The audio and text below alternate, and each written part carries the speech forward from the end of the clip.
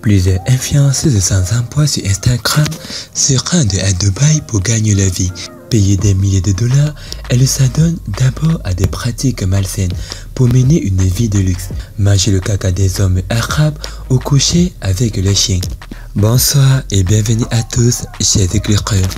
Aujourd'hui, dans cette nouvelle vidéo, nous allons vous raconter la nouvelle histoire de Dubaï porte-à-porte, racontée par une femme ghanéenne qui a affirmé avoir été influencée par son ami. Pour plus d'informations après le générique.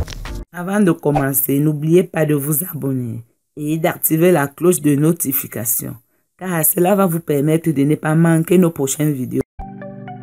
C'est parti.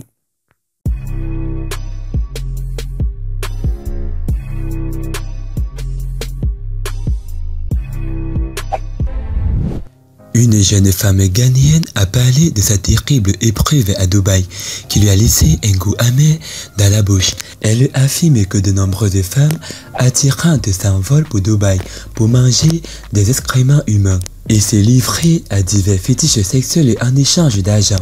Dévastée, la femme fait le récit de son histoire après avoir effectué un voyage tout frais payé à Dubaï par une amie glamour. Elle a été soumise à la cruauté par ses hôtes. Elle prétend qu'on lui a proposé 180 000 dollars américains pour effectuer un travail sur l'hôte arabe pendant plus d'une heure sans s'arrêter. Elle a dit que malgré les coups agressifs qu'elle subissait, elle était terrifiée et obligée d'endurer. Elle a ensuite été chargée d'utiliser la bouche pour nettoyer le portail de son hôte arabe et de lui faire un fétichisme vocal. Son hôte et la dame qui l'avait attiré à Dubaï ne lui ont finalement donné que 5 700 dollars américains et l'ont mise à la porte.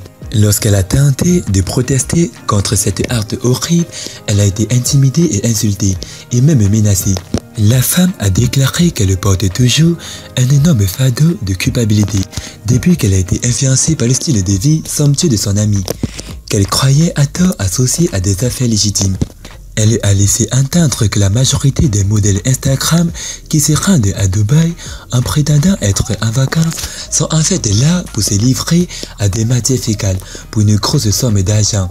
Une vie qu'aucune personne raisonnable ne devrait envier. C'est avec beaucoup de courage qu'elle a décidé de nous raconter son histoire. Voici donc son histoire. Salut Auntie Ama, s'il te plaît garde ça secret pour moi au nom de Jésus.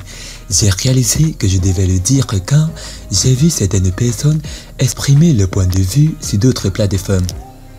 Je fais également partie des femmes qui ont été abusées sexuellement à Dubaï.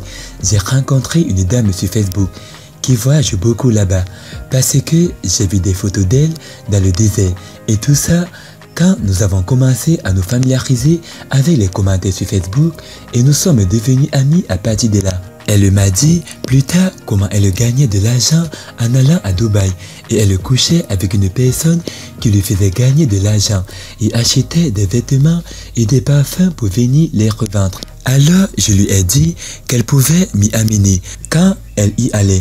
Je lui ai dit que je n'avais pas d'argent mais elle m'a dit qu'elle payerait pour moi et je lui rembourserais à notre retour.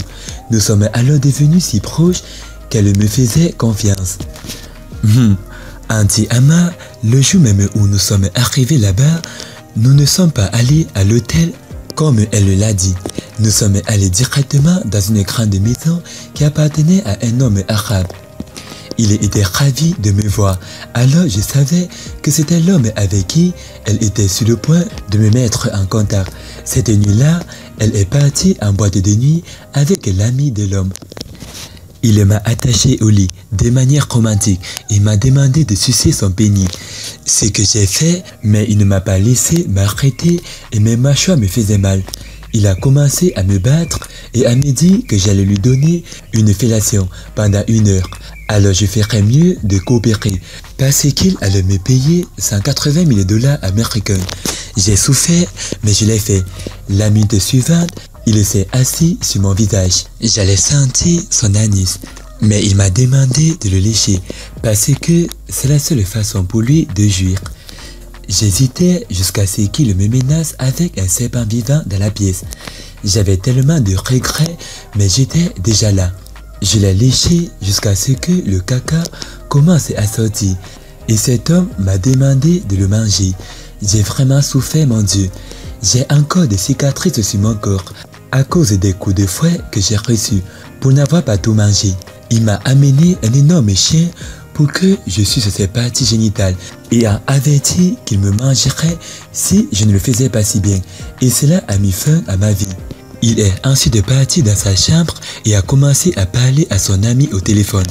Je savais qu'il s'agissait de moi, mais je ne comprenais pas la langue.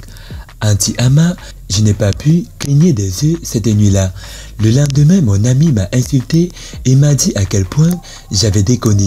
Elle a réservé un vol pour que je revienne au Ghana et m'a donné 5700 $ américains. Je n'ai pas survécu à cela et cela fait presque un an. J'envisage de mettre fin à mes jours.